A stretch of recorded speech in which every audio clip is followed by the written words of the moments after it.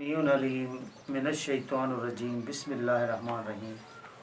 नाजरीन, हम सूरह अनाम का तर्जमा तिलावत कर रहे हैं और आयत नंबर 137 पर हैं। यहाँ अल्लाह ताला फरमा रहे हैं, और इसी तरह खुशनुमा बना दिया है बहुत से मुशरिकों के लिए कत्ल करना अपनी औलाद को उनके ठहराए हुए शरीकों ने, ताकि हलाकत में मुब्तला करें उनको, यानी उनको वो काम अच्छे लग रहे हैं। जिस तरह हज़रत इब्राहीम अलैहिस्सलाम के लिए हुक्म आया था कि आप अल्लाह की राह में कुर्बान करें, तो उन्होंने हज़रत इस्माईल अलैहिस्सलाम को चुना था। ये भी एक आजमाइश थी अल्लाह की। इसी तरह मुशरिकों ने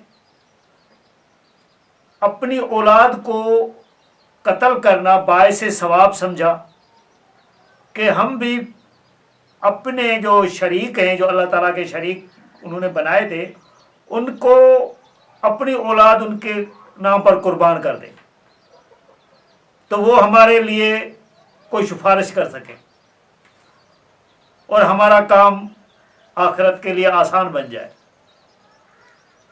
तो अल्लाह ताला फरमा रहे हैं कि ये उन्होंने खुशनुमा बना दिया। आजकल भी देखें कि कत्ल तो नहीं कर रहे, लेकिन अपनी औलाद को ये दरगाहों पे जाकर छोड़ देते हैं ताकि वो मुजावर बन के उनकी खिदमत करें।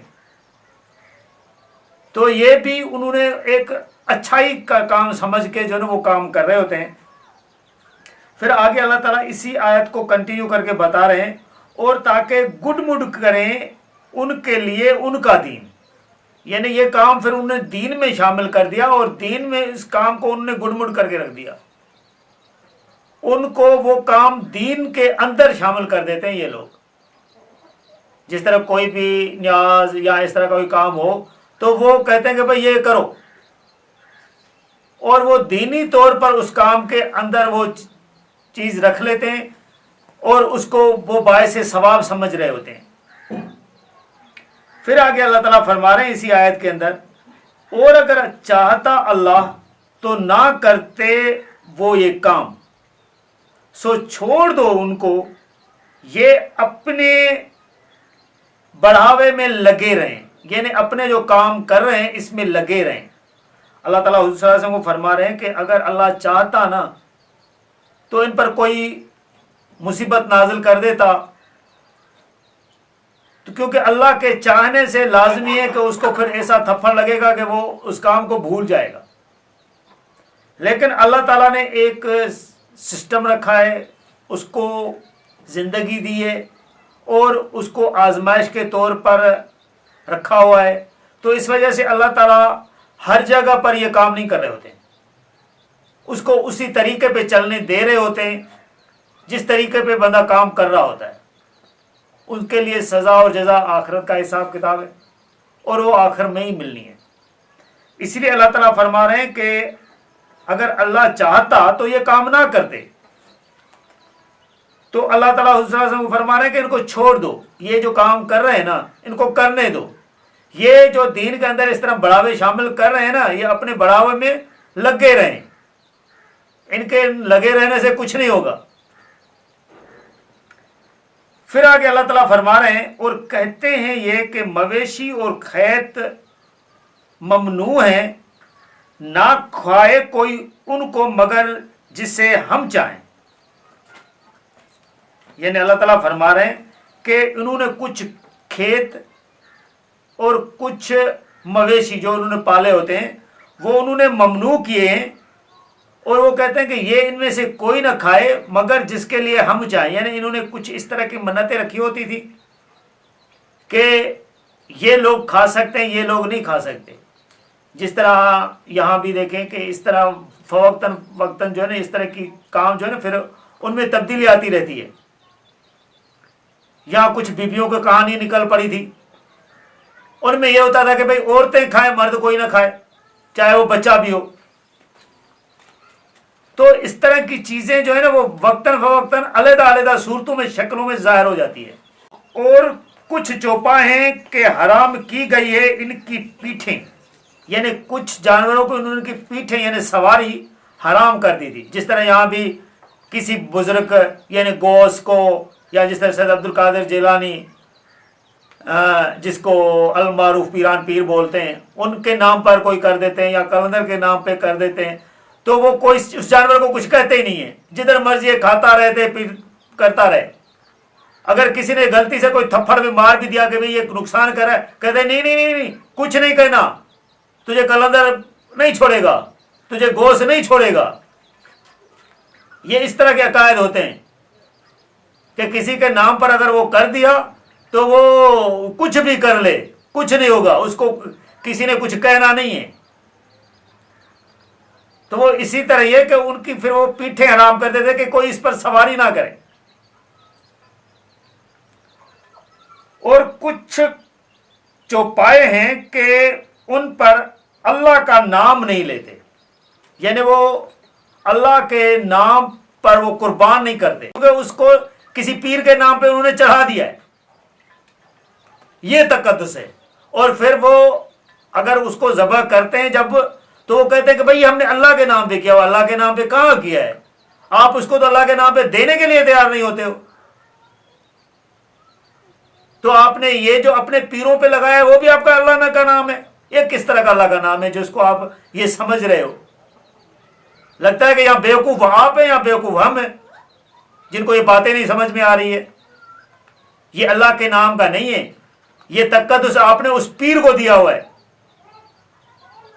جس کو آپ نے بڑھاوا کر کے اس طرح سمجھا ہوا ہے، جس کو آپ نے شریک سمجھا ہوا ہے، جس کو آپ کہہ رہے ہیں کہ یہ سفارش کر کے ہماری جان چھڑا لیں گے۔ پھر آگے اللہ تعالیٰ فرماتے ہیں بہتان باندھتے ہیں اللہ پر، یہ بہتان ہے اللہ پر کہ آپ اس چیز کو کسی اور پہ چڑھا رہے ہو اور اللہ کے نام کا سمجھ رہے ہو، یہ بہتان ہے۔ تقدس آپ نے اس کا کیا ہوا ہے، اللہ کا نہیں کیا ہوا۔ اللہ کا کیا ہوتا تو پھر اللہ کے نام پر کرتے۔ پھر اللہ تعالیٰ آگے فرما رہے ہیں اسی آیت کے اندر 138 میں، ان قریب سزا دے گا ان کو اللہ اس کی جو یہ باتیں بنا رہے ہیں۔ یہ جو باتیں لوگ اس طرح کی بنا رہے ہیں، اللہ تعالیٰ فرما رہے ہیں ان کو سزا ملے گی ان قریب، یعنی قیامت کے دن اللہ تعالیٰ ان کو پھر اس حساب میں لے آئے گا کہ ان کی پھر جان چھڑوانا ان سے مشکل ہو جائے گا۔ اور جن جن کے لیے سمجھ رہے ہیں یہ لوگ کہ یہ ہماری جان چھڑائیں گے، وہ تو اس بات کہ اللہ کے آگے بات کریں وہ اس بات پہ عاجز ہیں، نہیں کر سکتے۔ اور نہ ہی آپ کے کاموں کا ان لوگوں کو پتہ ہی ہے، اگر وہ حقی لوگ ہیں، سمجھانے والے لوگ ہیں۔ یہ انبیاء کا تو آپ ذکر ہی مت کریں، انبیاء کا تو پہلے یہ ہے کہ وہ تو اس بات کا ہے ہی انکاری، چاہے وہ حضرت عیسیٰ علیہ السلام ہو یا حضور صلی اللہ علیہ وسلم ہو، یا جس طرح صحیح صحابی جس طرح حضرت علی رضی اللہ تعالیٰ عنہ ہے، یا جس طرح حضرت امام حسن اور حسین ہے، یا حضرت فاطمہ رضی اللہ تعالیٰ عنہ ہے، جو صحیح ہیں، ان کا تو آپ خیال نام لیتے بھی آپ کو 1000 مرتبہ سوچنا پڑے گا کہ وہ آپ کو لوگوں کی سائڈ لے لیں گے، ان کو تو پتہ ہی نہیں ہے۔ الٹا وہ آپ لوگوں کو کہیں گے کہ بھئی ہم نے کب کہا تھا۔ لیکن جن پیروں کے لیے آپ بول رہے ہو نا، ان کا تو ہمیں بھی نہیں پتا کہ واقعتاً وہ پیر ہیں بھی یا نہیں ہیں۔ اگر وہ حقی ہیں تو وہ آپ کی سائڈ لے ہی نہیں سکتے۔ ہاں اگر نہیں ہیں، آج کل کے مولویوں کی طرح ہیں جو بات کو بڑھا چڑھا کے پتہ نہیں کہاں سے کہاں تک لے جاتے ہیں، تو وہ جانے اور آپ جانے، قیامت میں لگ پتہ جائے گا آپ لوگوں کو۔ آگے اللہ تعالیٰ فرما رہے ہیں 139 نمبر آیت میں، اور کہتے ہیں کہ جو کچھ پیٹوں میں ہے ان مویشیوں کے وہ مخصوص ہے ہمارے مردوں کے لیے، یعنی جو کسی پیر پہ یا کسی بت پہ وہ نام کر دیتے تھے تو وہ کہتے تھے کہ جو اس کے پیٹ کے اندر چیز ہے نا وہ ہمارے مرد ہی کھا سکتے ہیں، ان کے لیے مخصوص ہے، اور حرام ہے عورتوں پر، یعنی اس میں سے عورت نہیں کھا سکتی کوئی۔ جو بھی اس نے مثلاً گائے تھی یا اونٹنی تھی اس کے نام پر انہوں نے کر دیا تو وہ مخصوص کر لیتے تھے، اگر وہ پیٹ سے ہے تو اس نے جو چیز جنی اس میں صرف مرد ہی کھائیں گے، اس کو عورتیں نہیں کھانے انہوں نے۔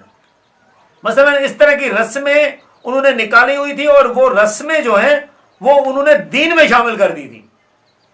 जिस तरह आजकल के दौर में भी पीर के अंदर जो भी काम होता है, वो बास वगैरह जो भी कर रहे होते हैं, उन्होंने दीन में शामिल की होती है, और दीन में शामिल करके उसने एक सवाब की नियत लोग समझ रहे होते हैं, और बाकी लोगों को भी मजबूर कर रहे होते हैं कि ये करो या ये इस तरह खाओ।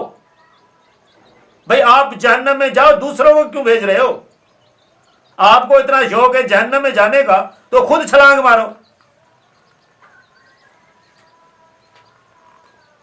एक नेकी तो आपसे वैसे तो होती नहीं है कि किसी को गिलास पानी का ही दे दो ठंडे का। आप दोज़ख में लेके जाने वाले काम दूसरे को बता रहे होते हो कि ये काम कर, और उस पर जबरदस्ती भी कर रहे होते हो कि करो, और जो नहीं कर रहा होता है आप लोगों को इस तरह वो लगता है कि जैसे आंख में वो कांटा है कोई चुभा हुआ, कि ये क्यों नहीं कर रहा, ये भी दोज़ख में जाए। आप भाड़ में जाओ, दूसरे को क्यों भेज रहे हो? तो लिहाजा अल्लाह ताला फरमा रहे हैं, और अगर वो कहते हैं कि और अगर वो हो मुर्दार तो होते हैं सब उस खाने में शरीक, यानी वो जो बास का उन्होंने रखा हुआ है जानवर, अगर उसके पेट से कोई मरी हुई चीज निकली फिर वो सब खाएंगे।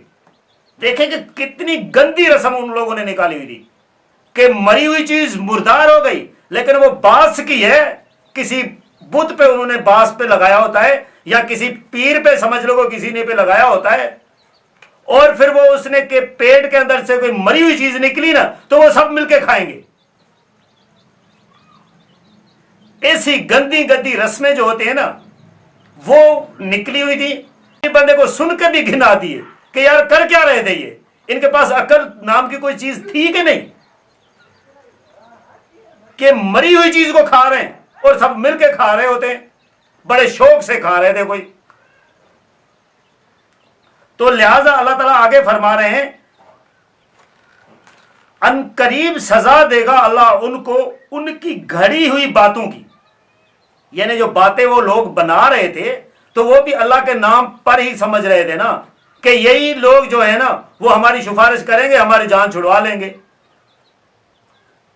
अल्लाह ताला फरमा रहे हैं कि अनकरीब अल्लाह ताला इनको सजा देगा उन घड़ी हुई बातों की, बेशक वो बड़ी हिकमत वाला है और सब कुछ जानने वाला है।